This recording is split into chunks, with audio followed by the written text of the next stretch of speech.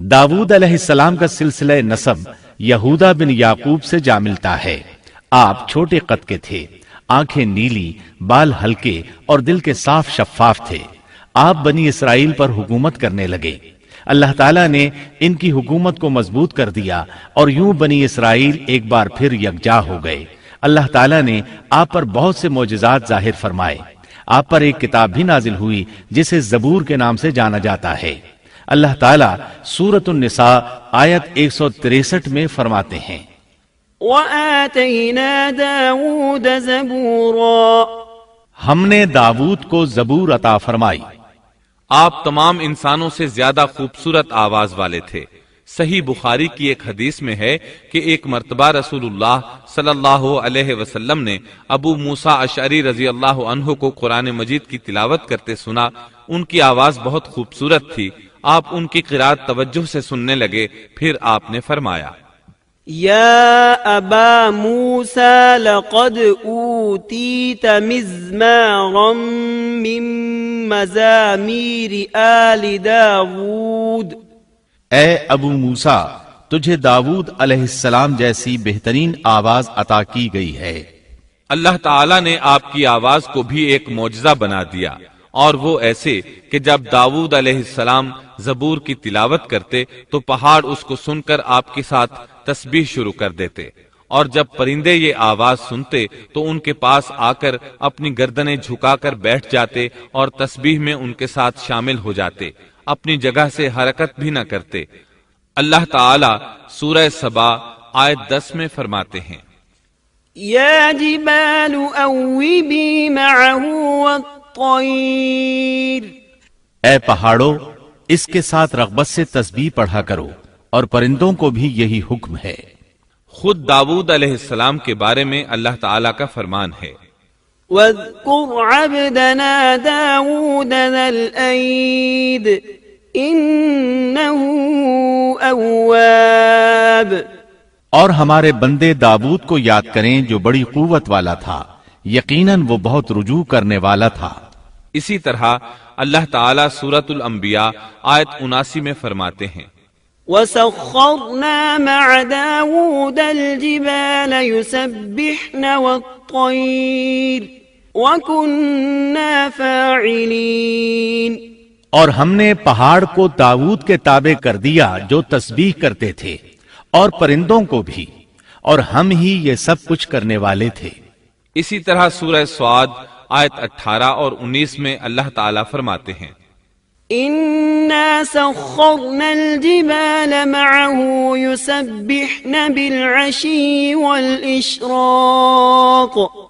وَالطَّيْرَ مَحْشُورَةً كُلٌّ لَهُ أَوَّابٌ، یقیناً ہم نے پہاڑوں کو اس کے تابع کر رکھا تھا کہ اس کے ساتھ شام کو اور صبح کو تسبیح خوانی کریں، اور پرندے بھی سب کے سب ان کے تابع رہتے تھے۔ یہ داود علیہ السلام کے معجزات تھے۔ اللہ تعالیٰ نے اور بھی کئی معجزات سے انہیں نوازا تھا۔ اللہ نے آپ کے لیے لوہے کو نرم فرما دیا تھا۔ آپ لوہے سے اس طرح چیزیں بنا لیتے تھے جس طرح لوگ گارے اور مٹی سے بنا لیتے ہیں۔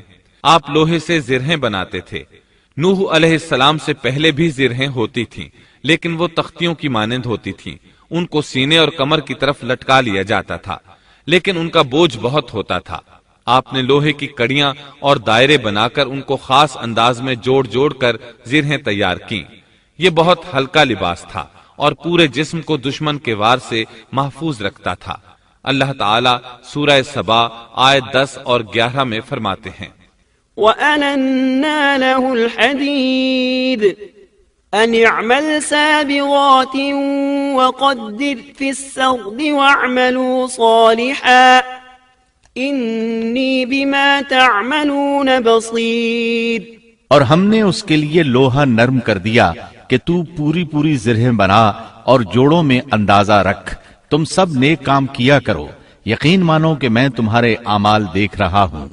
ان آیات میں اللہ تعالیٰ فرماتے ہیں کہ داود علیہ السلام کو ہم نے حکم دیا کہ زرہیں لوگوں کے لیے نہایت موزوں ہونی چاہیے، ان کی کڑیوں کو بڑے مناسب انداز میں جوڑنا، نہ اس قدر موٹی ہوں کہ ان کا وزن بڑھ جائے، نہ اس قدر پتلی کہ جلد کٹ جائیں اور اپنا مقصد پورا نہ کر سکیں۔ اسی طرح اللہ تعالی سورۃ الانبیاء آیت 80 میں فرماتے ہیں وَعَلَّمْنَاهُ صَنْعَةَ لَبُوسٍ لَكُمْ لِتُحْصِنَكُمْ مِنْ بَأْسِكُمْ فَهَلْ أَنْتُمْ شَاكِرُونَ اور ہم نے اسے تمہارے لیے لباس بنانے کی کاریگری سکھائی تاکہ لڑائی کے ضرر سے تمہارا بچاؤ ہو سکے، کیا اب تم شکر گزار بنو گے؟ بہرحال اس صنعت کے موجد داؤد علیہ السلام ہیں۔ اللہ تعالی نے آپ کی حکومت کو خوب مضبوط کیا، آپ کو زبردست فضائل اور معجزات سے مالا مال کیا۔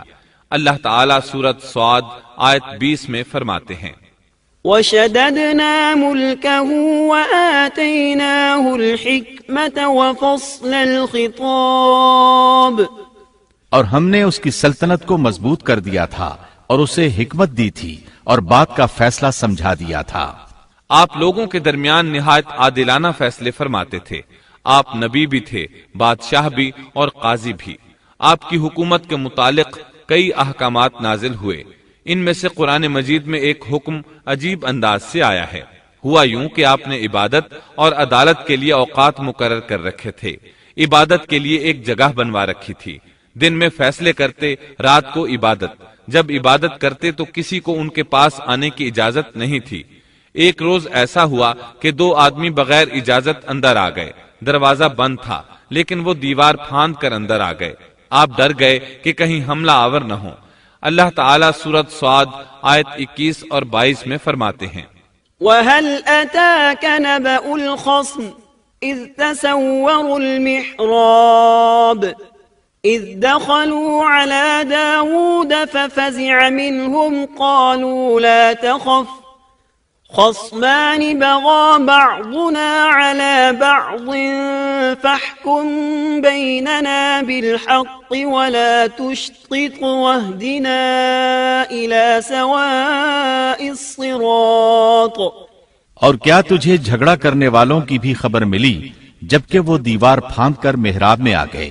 جب یہ داؤد کے پاس پہنچے تو وہ ان سے ڈر گئے، وہ کہنے لگے خوف نہ کیجیے، ہم مقدمہ کے 2 فریق ہیں، ہم میں سے ایک نے دوسرے پر زیادتی کی ہے، لہٰذا آپ ہمارے درمیان حق کے ساتھ فیصلہ کر دیجئے اور ناانصافی نہ کیجیے اور ہمیں سیدھی راہ بتا دیجئے۔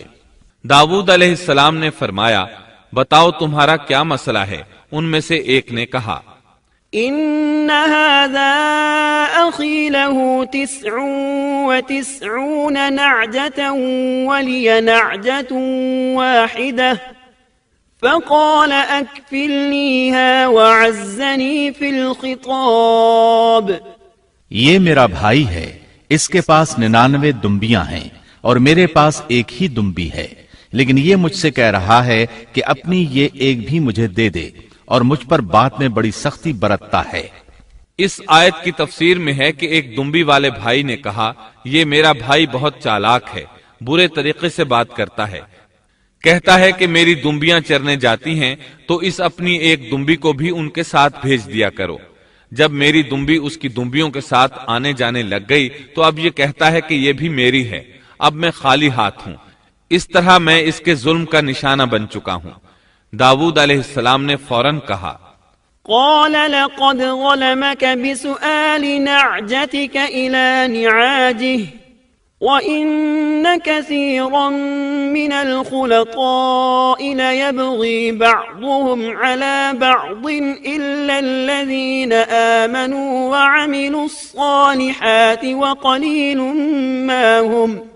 اس کا اپنی دمبیوں کے ساتھ تیری ایک دمبی ملا لینے کا سوال واقعی تیرے اوپر ایک ظلم ہے، اور اکثر حصے دار اور شریک ایسے ہی ہوتے ہیں کہ ایک دوسرے پر ظلم کرتے ہیں، سوائے ان لوگوں کے جو ایمان لائے اور جنہوں نے نیک عمل کیے، اور ایسے لوگ بہت ہی کم ہیں۔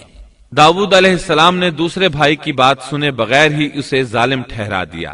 آپ کا فیصلہ سنتے ہی دوسرا بول اٹھا آپ نے میری بات تو سنی ہی نہیں اور فیصلہ دے دیا، پہلے آپ میری بات تو سنتے۔ داؤد علیہ السلام فوراً بھانپ گئے کہ ان سے غلطی ہوئی ہے اور سمجھ گئے کہ یہ اللہ تعالیٰ کی طرف سے آزمائش ہے۔ آپ نے فوراً توبہ کی، اللہ کی طرف رجوع کیا اور استغفار کرنے لگے۔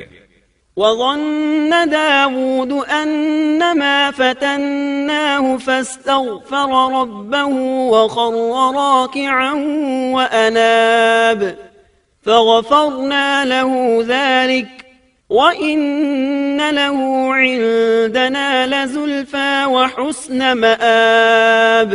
اور داود سمجھ گئے کہ ہم نے انہیں آزمایا ہے، پھر تو اپنے رب سے استغفار کرنے لگے اور عاجزی کرتے ہوئے سجدے میں گر پڑے اور پوری طرح رجوع کیا، پس ہم نے بھی ان کا وہ قصور معاف کر دیا، یقیناً وہ ہمارے نزدیک بڑے مرتبے والے اور بہت اچھے ٹھکانے والے ہیں۔ اس کے بعد اللہ تعالیٰ سورۃ صاد آیت 26 میں فرماتے ہیں، يا داود إنا جعلناك خليفة في الأرض فاحكم بين الناس بالحق ولا تتبع الهوى فيضلك عن سبيل الله إن الذين يضلون عن سبيل الله لهم عذاب شديد بما نسوا يوم الحساب۔ اے داود، ہم نے تمہیں زمین میں خلیفہ بنا دیا، تم لوگوں کے درمیان حق کے ساتھ فیصلہ کیا کرو اور اپنی نفسانی خواہش کی پیروی نہ کرو، ورنہ وہ تمہیں اللہ کی راہ سے بھٹکا دے گی۔ یقیناً جو لوگ اللہ کی راہ سے بھٹک جاتے ہیں ان کے لیے سخت عذاب ہے، اس لیے کہ انہوں نے حساب کے دن کو بھلا دیا ہے۔ اس طرح داود علیہ السلام اللہ تعالیٰ کے اس فرمان کے مطابق فیصلے کرنے لگے۔ اللہ کے ہاں ان کا احترام اور اکرام اور بڑھ گیا۔ آپ کثرت سے روزے رکھتے اور خوب عبادت کرتے۔ آپ اس وقت تمام انسانوں سے بڑھ کر اللہ کی عبادت کرنے والے تھے۔ امام بخاری نے ایک حدیث نقل کی ہے جس کے الفاظ کچھ اس طرح ہیں، احب الصلاة الى اللہ صلاة داود واحب الصيام الى اللہ صيام داود وكان ينام نصف الليل ويقوم ثلثه وينام سدسه وكان يصوم يوما ويفطر يوما ولا يفر اذا لاقى۔ اللہ تعالیٰ کے نزدیک سب سے محبوب نماز داود علیہ السلام کی نماز ہے، اور اللہ تعالیٰ کی طرف سب سے محبوب روزہ داود علیہ السلام کا روزہ ہے۔ وہ رات کا آدھا حصہ نیند فرماتے، اس کے بعد تہائی رات قیام کرتے اور رات کے چھٹے حصے میں سو جاتے تھے۔ ایک دن روزہ رکھتے اور ایک دن روزہ چھوڑ دیتے تھے۔ لڑائی میں جب دشمن سے مقابلہ ہوتا تو بھاگتے نہیں تھے۔ اس حدیث میں نفل نماز یعنی نماز تہجد اور نفلی روزے کا ذکر ہوا ہے۔ بہرحال یہ وہ صفات ہیں جو داود علیہ السلام کے بارے میں حدیث رسول میں آئی ہیں۔ اللہ تعالیٰ نے سورہ سبا آیت 13 میں ان کی تعریف کرتے ہوئے ان کی آل کو اللہ کا شکر ادا کرنے کا حکم دیا۔ اعملوا آل داود شکرا، اے آل داود اس انعام کے شکریہ میں نیک عمل کرو۔ داود علیہ السلام کی ایک صفت یہ تھی کہ آپ بہت شکر گزار تھے، اور ایسے لوگ کم ہی ہوتے ہیں، جیسا کہ سورہ سبا آیت 13 میں اللہ تعالیٰ فرماتے ہیں، وَقَلِيلٌ مِّنْ عِبَادِيَ الشَّكُورُ، اور میرے بندوں میں سے شکر گزار بندے کم ہی ہوتے ہیں۔ داود علیہ السلام میں جیسے دیگر بہت سی خوبیاں تھیں، وہاں ایک بہت عظیم خوبی یہ بھی تھی کہ وہ ایک بادشاہ ہونے کے باوجود ایک درہم بھی سلطنت کے بیت المال سے نہیں لیتے تھے۔ اپنا اور اپنے اہل و عیال کا بوجھ خود اٹھاتے تھے، اور اپنی محنت اور ہاتھ کی کمائی سے حلال روزی حاصل کر کے اپنے اہل و عیال کو کھلاتے تھے۔ داؤد علیہ السلام کی اس عظیم صفت کو نبی کریم صلی اللہ علیہ وسلم نے یوں بیان کیا ہے، صحیح بخاری میں ہے، ما اکل طعاما قط خیرا من ان یأکل من عمل یده وان نبی اللہ داود علیہ السلام كان يأكل من عمل يده، کسی انسان نے اس شخص سے بہتر روزی نہیں کھائی جو خود اپنے ہاتھ سے کما کر کھاتا ہے۔ اللہ کے نبی داؤد علیہ السلام بھی اپنے ہاتھ سے کام کر کے روزی کھایا کرتے تھے۔ بعض مفسرین بیان کرتے ہیں کہ داؤد علیہ السلام دعا مانگا کرتے تھے کہ اے میرے اللہ، کوئی ایسی صورت پیدا کر دے کہ میرے لیے ہاتھ کی کمائی آسان ہو جائے، کیونکہ میں بیت المال پر اپنا بوجھ نہیں ڈالنا چاہتا۔ تو اللہ تعالیٰ نے آپ کی اس خواہش کو اس فضیلت کے ساتھ قبول فرمایا کہ ان کے ہاتھ میں لوہے کو موم کی طرح نرم کر دیا، جس سے وہ زرہیں بناتے اور انہیں فروخت کر کے اپنے اہل و عیال کی کفالت کرتے۔ داود علیہ السلام نے کتنی عمر مبارک پائی، اس میں اختلاف ہے، چنانچہ اس کے متعلق مورخین کے اقوال کے علاوہ کوئی مستند بات نہیں ملتی۔ عبداللہ بن عباس رضی اللہ عنہما فرماتے ہیں کہ داود علیہ السلام کی وفات ہفتے کے دن اچانک ہوئی۔ وہ ہفتے کے دن مقررہ عبادت میں مشغول تھے اور پرندے قطارے باندھے ان پر سایہ فگن تھے کہ اچانک اس حالت میں ان کا انتقال ہو گیا۔ اس کے بعد آپ کے فرزند ارجمند نے امور سلطنت کو سنبھال لیا۔ یہ سلیمان علیہ السلام تھے۔